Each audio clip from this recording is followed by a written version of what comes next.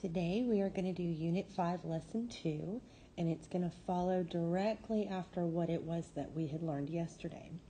The difference today is that instead of giving you the slope and 1 point, they're just going to give you 2 points, okay? We're going to, again, learn how to do that using two different methods. The graphing method, which is a good visual to help you comprehend what the whole big picture is really looking like and what's happening on this line and how the point and the slope and the equation of the line are all connected. But also, it is important to understand the algebraic method. Again, sometimes those points are just too big to be plotted on a Cartesian plane, or other times your y-intercepts might be fractions, okay? So we're still going to go through both methods again today. So let's start with our graphing method, okay? Just like yesterday, I'm going to use red to plot both of my points on the graph. That'll be step number 1. Step number 2 will be to count rise and run and find the slope. Today, we don't know what the slope is. We have to actually find it. And then step 3, continue the line across the y-axis if needed, and this will help us find the y-intercept. And I guess I didn't write it on your paper, but it should go without saying that we also need to then write the equation of the line in y equals mx plus b format, where m will be the slope that we found and b will be the y-intercept that we found. And that'll be the final answer, okay? All right, so that's my final answer. Will be in that format.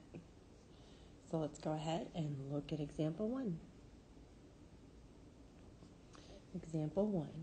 Step 1 is to, so I'm going to number these steps, plot the points. I do expect you to write these steps on your paper as well. So my points are -2, so to the left 2, +3, and then +2, +5, right there. Okay. Step 2 is to find the slope. So 2, m equals, and so how I'm going to find the slope is I'm going to count. Rise from, again, just like we were doing in class, in Unit 4, I always start on the left. In this case, I need to rise up 2 places, so +2, and then I'm going to go to the right 4 places, so +4. So I have a slope of 2/4. I do want to reduce it if I can, and in this case I can. So my final reduced slope is 1/2. And then my third step is to identify the B, or where does the line cross the y-axis, okay? So I just connected those 2 points with a line, and my B is right there. How much up on the y-axis do I need to go to get to where that location is? 1, 2, 3, 4. So my y-intercept is 4. All right. And now my very last step, which is an unofficial step, but it's just writing the final answer. Okay. So my slope is 1/2. My y-intercept is a +4. And that's it. I'm done. All right, hopefully that was pretty easy breezy for you. Let's do example 2 together, okay? Before I send you to do one on your own, let's just do one more together. So, step 1 is to plot both of these points, okay? Step 1.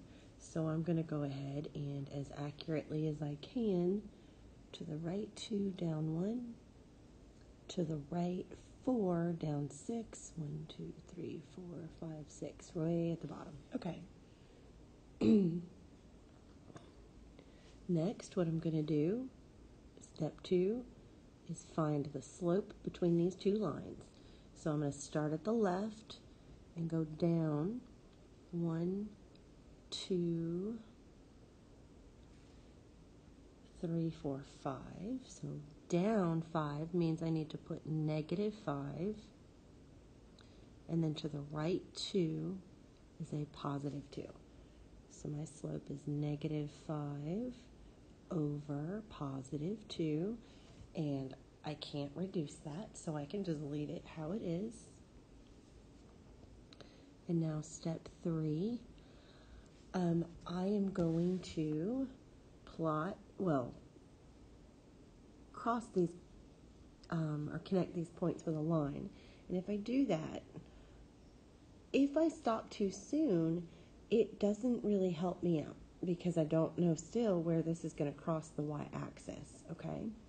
So let's just, I could just continue this green line like that, and I think it's going to cross around there, but I don't know exactly because I didn't use a straight edge to help me line up my, my points and make a really perfect straight line. So I'm going to use my slope to double check, okay? So I'm going to go over 2 and up 5. 1, 2, 3, 4, 5. And I actually just kind of got lucky when I did this that my y-intercept did actually land on that spot right there. All right, and so where is that spot? That is at positive 4. I counted up 4 places. So it is important that in step 3, if your 2 points are on one side of the y-axis and it doesn't make you cross over the y-axis to connect them, that you connect your line all the way across so that you know and can see where it crosses that y-axis. Okay? All right, and then my final answer. Y equals negative 2/5 plus 4. And that's it for that one. So what I want you to do is pause the video and keep examples 1 and 2 up here so that you can see them in full color. And I want you to look down at examples 3 and 4.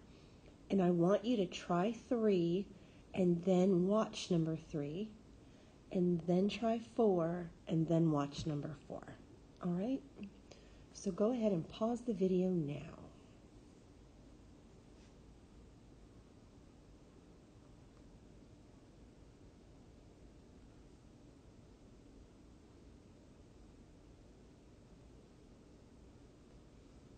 Alrighty, so here is example number 3 completed for us. My negative 7 did kind of go a little bit below the graph, so I just needed to know to count up 3 spaces before I started moving to the right, okay? Hopefully you were able to work your way through number 3. Now I want you to pause and try number 4 again.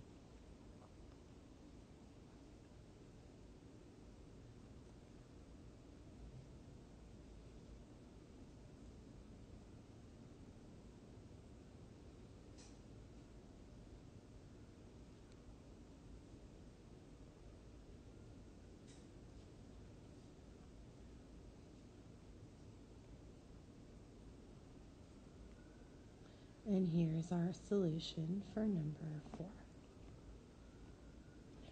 Alrighty.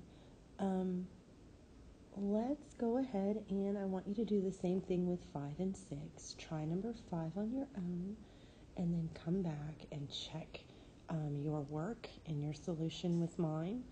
I do want to remind you that it is important that the way that I am numbering 1, 2, and 3 and labeling every single thing that I'm doing, That is the expectation when I look at your paper, is that you will have all of these same bits of notes written on your paper as well. Okay, so please keep that in mind as you're working through numbers 5 and 6. So go ahead and try number 5 now. Pause your video and give it a go.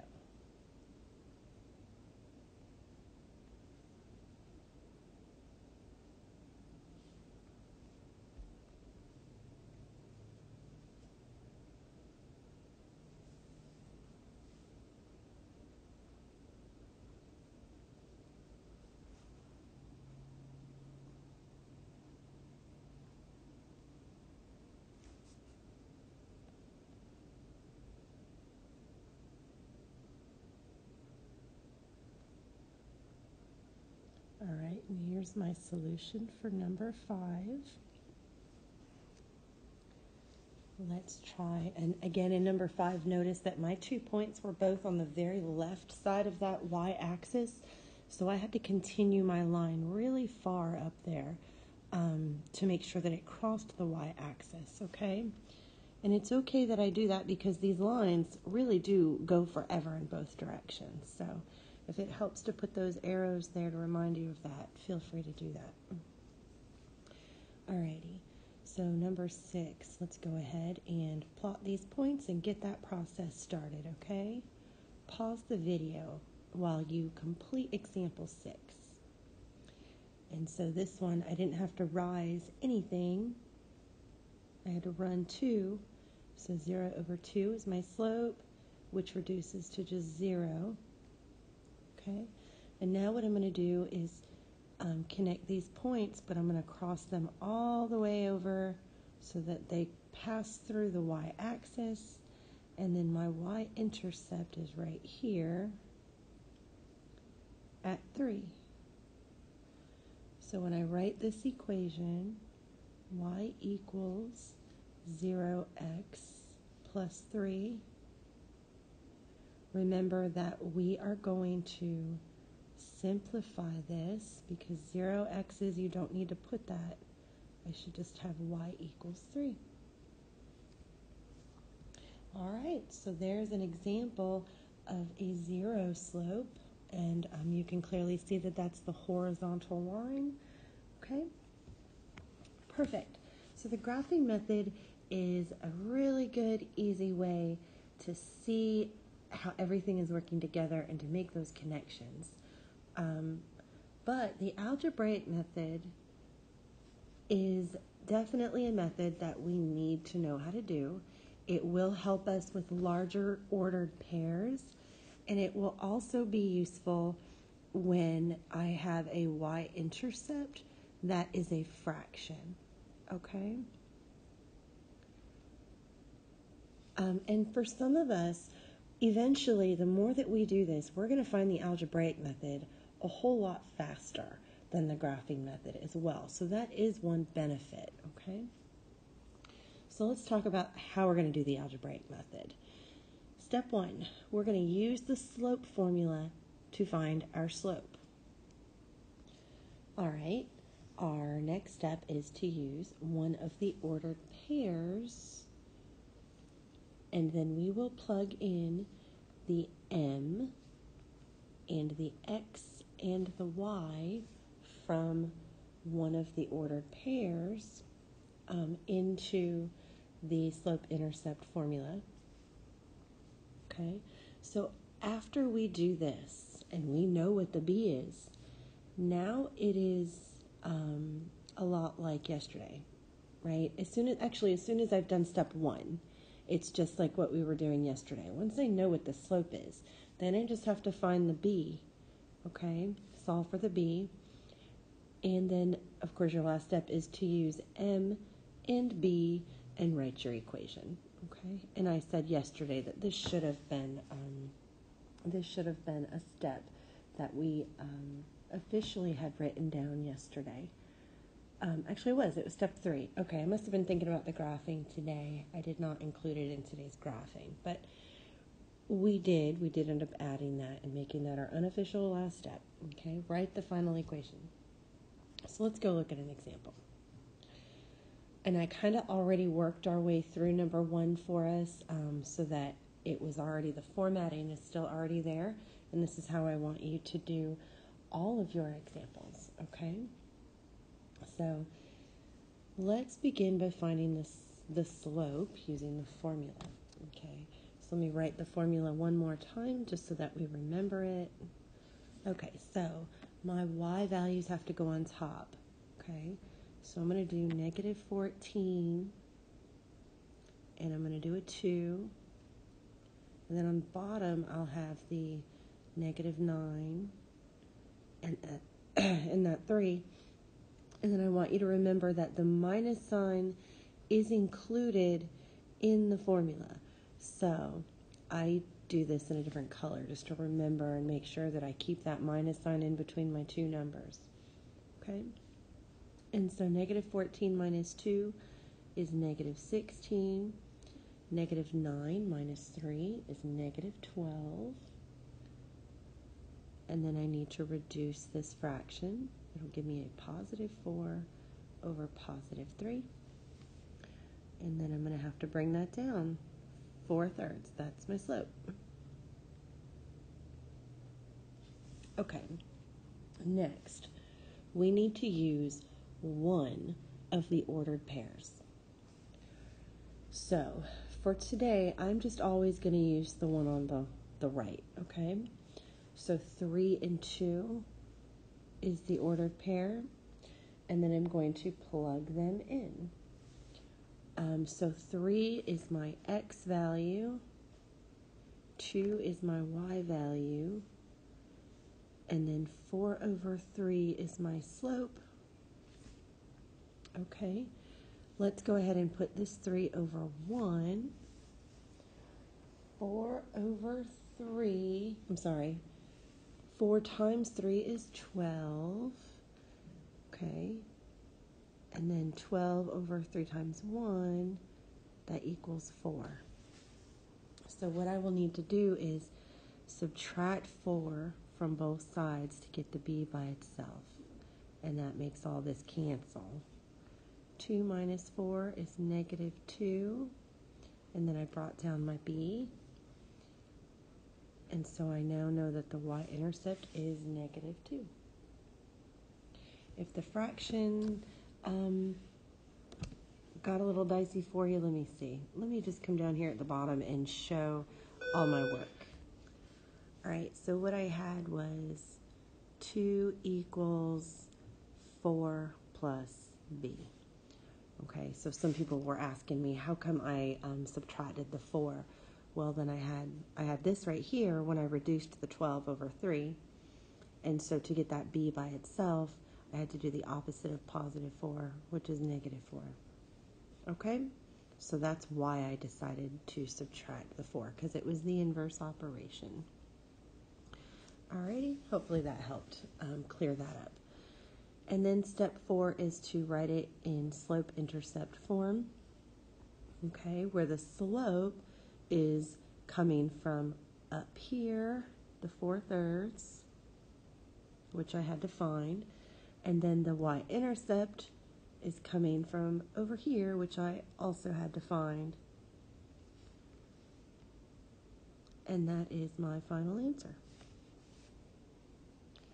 All right, so don't freak out yet. We're going to do example 2 together. I know that seems like a whole lot of work, and it is, but it's doable. And the more that you practice, the better that you're going to get at it. Okay? So let's start then with our example number 2. We need to find the slope. So 2 minus 14. Okay, so I've got my 2 minus 14. Both of those numbers were originally positive. So that minus sign in there is actually a part of my formula. And then here I'm going to have negative 12 and 4. And then my minus sign in the middle should be black. Okay, so I remember to keep it there.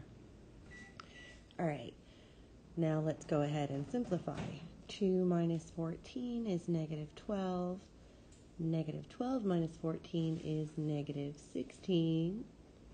And when I reduce this time, I get a positive 3 on top and a positive 4 on bottom. So, yay, I have my slope. Okay, let's do step 2, which is, oh, I didn't number it. So this is step 1. Step 2, we are going to write down what our slope is. So m equals 4/3. And we are also going to pick a point. I always use the one on the right. We're going to bring that down, 4 and 14. And it is very important that you do rewrite this point down here and that you label the x and the y, okay? Because it does help you when you do this next step here, which is to plug it in. So my y value is a 14. My m value is a 4/3. Notice that I'm using parentheses everywhere that I am doing substitution.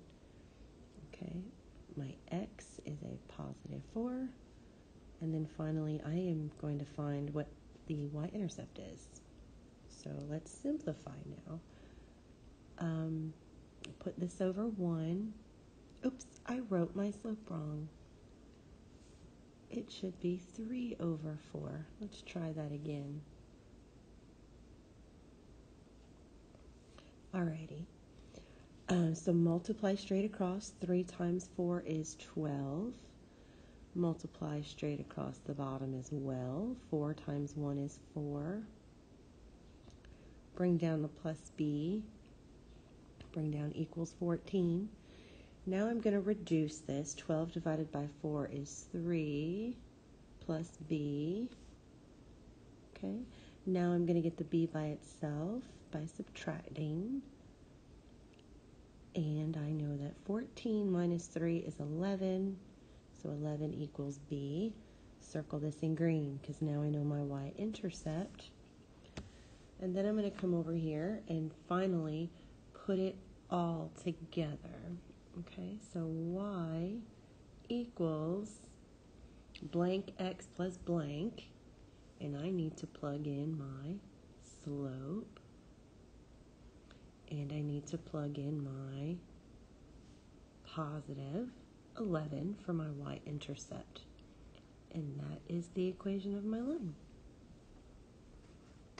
All right, before I send you off to do another one, but on your own, I want us to just do it together very quickly. So let's come do example 3, and then I'll have you try example 4, okay? All right, so example number 3, again, we're going to do it together. So step 1 is find the slope, okay? So I'm going to do 14 minus negative 1, and I'm going to do negative 3 minus 2. So notice that the numbers are exactly the same as in the original points, but then I need to subtract them. Okay? 14 minus a negative 1, well, minus a negative becomes positive. So 14 plus 1 is actually 15. And then negative 3 and negative 2 will give me a negative 5. And if I reduce that, I will get a negative 3. So my slope is negative 3. Let's do step 2. Step 2 is to identify your slope and your ordered pair, and then plug it in. So my m is negative 3.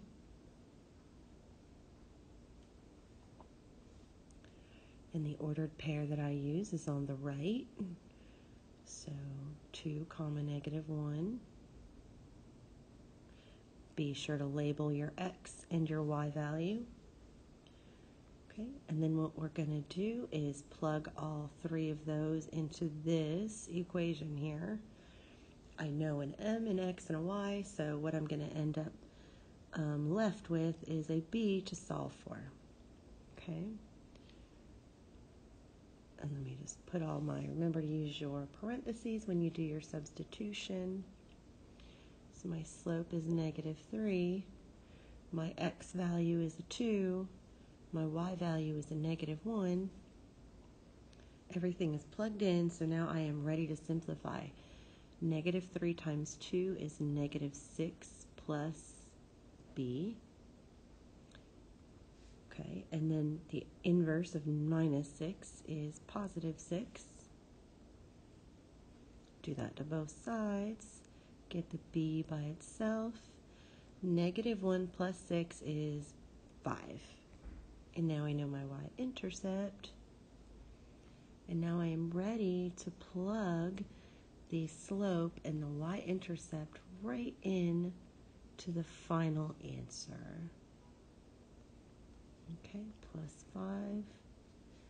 And that's my answer. And that is a +5. Let me clean that up. There we go. Okay, what I would like for you to do now is to pause the video and go try example number 4 on your own.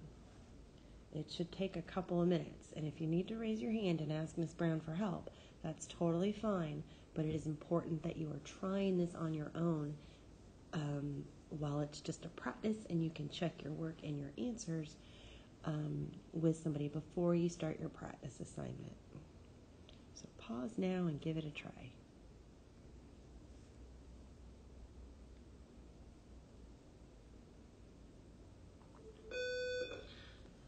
All right, and so I have done steps 1 and 2. I'm ready to do step 3, which is to solve this. Please remember to change this fraction, or this whole number to a fraction. Okay, so 5 times 16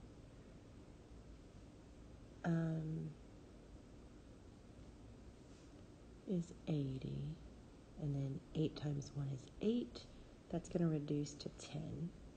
Okay, bringing down the 16 and the plus b, subtract 10 from both sides, and I get 6 equals b, and that's my y-intercept. And so now I'm going to plug it all in, and this is my final answer. What I'd like for you to do right now is to pause this video and try examples 5 and 6 entirely on your own, and then just do number 5, check in with me. If you got it correct, that's awesome. Then go to number 6. If you miss number 5 still, I want you to raise your hand and ask Ms. Brown to come take a look at your work, okay, before you move on to number 6. Alrighty, so go ahead and pause the video now and start working on these last problems.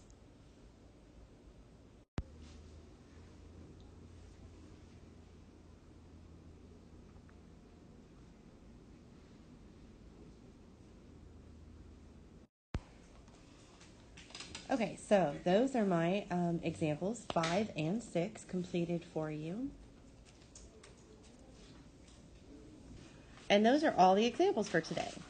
So what I want you to go ahead and do is get started on the quizzes assignment, which is posted on a Google Classroom, and be sure to use all 5 tries, get the best grade that you can.